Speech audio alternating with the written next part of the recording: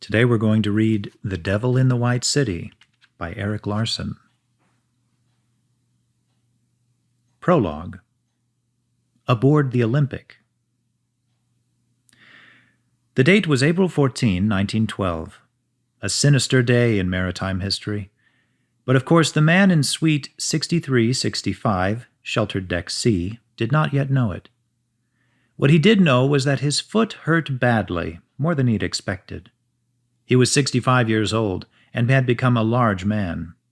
His hair had turned gray, his mustache nearly white, but his eyes were as blue as ever, bluer at this instant by proximity to the sea. His foot had forced him to delay the voyage, and now it kept him anchored in his suite, while the other first-class passengers, his wife among them, did what he would have loved to do, which was to explore the ship's more exotic precincts. The man loved the opulence of the ship, just as he loved Pullman Palace cars and giant fireplaces, but his foot problem tempered his enjoyment.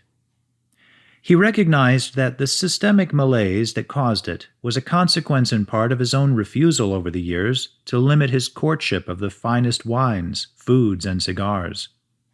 The pain reminded him daily that his time on the planet was nearing its end. Just before the voyage, he told a friend, "This prolonging of a man's life doesn't interest me when he's done his work and has done it pretty well." The man was Daniel Hudson Burnham, and by now his name was familiar throughout the world. He was an architect and had done his work pretty well in Chicago, New York, Washington, San Francisco, Manila, and many other cities. He and his wife, Margaret, were sailing to Europe in the company of their daughter and her husband for a grand tour that was to continue through the summer. Burnham had chosen this ship, the RMS Olympic of the White Star Line, because it was new and glamorous and big.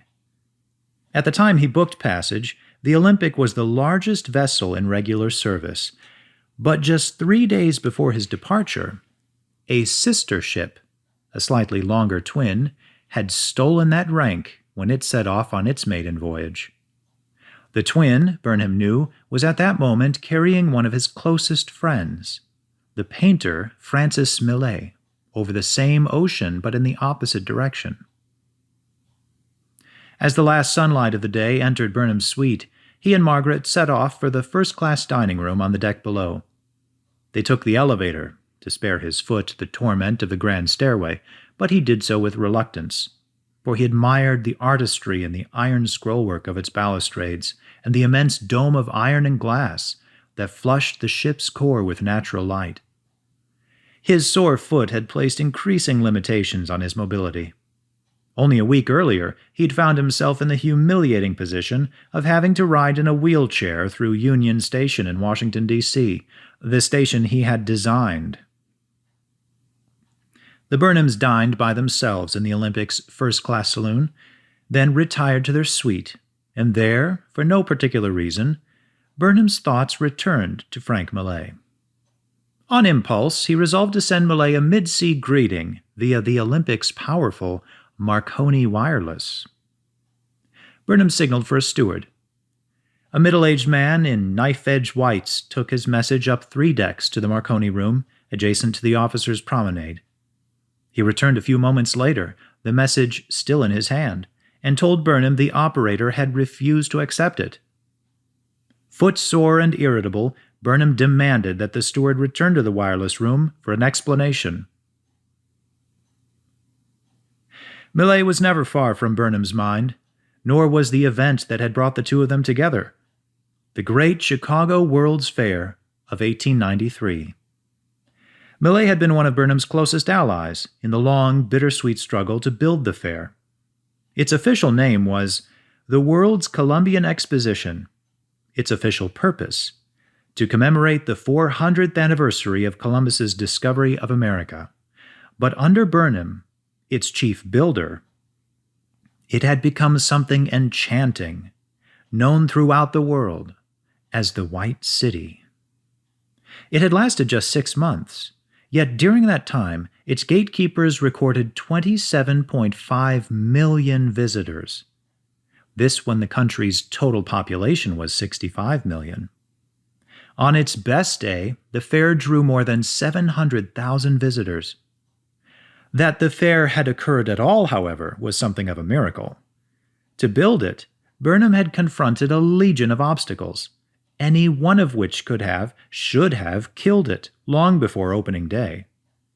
Together, he and his architects had conjured a dream city whose grandeur and beauty exceeded anything each singly could have imagined. Visitors wore their best clothes and most somber expressions as if entering a great cathedral. Some wept at its beauty. They tasted a new snack called Cracker Jack and a new breakfast food called shredded wheat. Whole villages had been imported from Egypt, Algeria, Dahomey, and other far-flung locales, along with their inhabitants. The street in Cairo, exhibited alone, employed nearly 200 Egyptians and contained 25 distinct buildings, including a 1,500-seat theater that introduced America to a new and scandalous form of entertainment. Everything about the fair was exotic, and above all, immense. The fair occupied over 1 square mile and filled more than 200 buildings.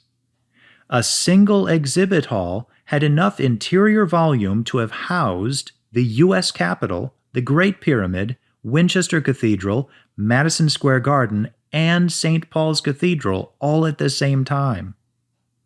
One structure, rejected at first as a monstrosity, became the fair's emblem, a machine so huge and terrifying that it instantly eclipsed the tower of Alexandre Eiffel, who had so wounded America's pride. Never before had so many of history's brightest lights, including Buffalo Bill, Theodore Dreiser, Susan B. Anthony, Jane Addams, Clarence Darrow, George Westinghouse, Thomas Edison, Henry Adams, Archduke Francis Ferdinand, and many others, gathered in one place at one time. Richard Harding Davis called the exposition the greatest event in the history of the country since the Civil War. That something magical had occurred in that summer of the World's Fair was beyond doubt. But darkness, too, had touched the fair. Scores of workers had been hurt or killed in building the dream, their families consigned to poverty. Fire had killed 15 more, and an assassin had transformed the closing ceremony from what was to have been the century's greatest celebration into a vast funeral. Worse had occurred too, although these revelations emerged only slowly. A murderer had moved among the beautiful things Burnham had created. Young women, drawn to Chicago by the fair and by the prospect of living on their own, had disappeared. Last seen at the killer's block-long mansion, a parody of everything architects held dear. Only after the exposition had Burnham and his colleagues learned of the anguished letters describing daughters who had come to the city and then fallen silent. The press speculated that scores of fairgoers must have disappeared within the building.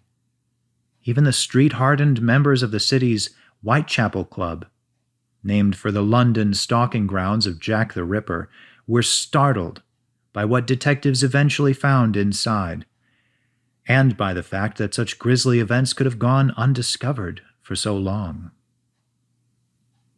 The rational explanation laid blame on the forces of change that during this time had convulsed Chicago. Amid so much turmoil, it was understandable that the work of a young and handsome doctor would go unnoticed. As time passed, however, even sober men and women began to think of him in less than rational terms. He described himself as the devil, and contended that his physical shape had begun to alter. Enough strange things began happening to the men who brought him to justice to make his claim seem almost plausible. For the supernaturally inclined, the death of a jury foreman alone offered sufficient proof.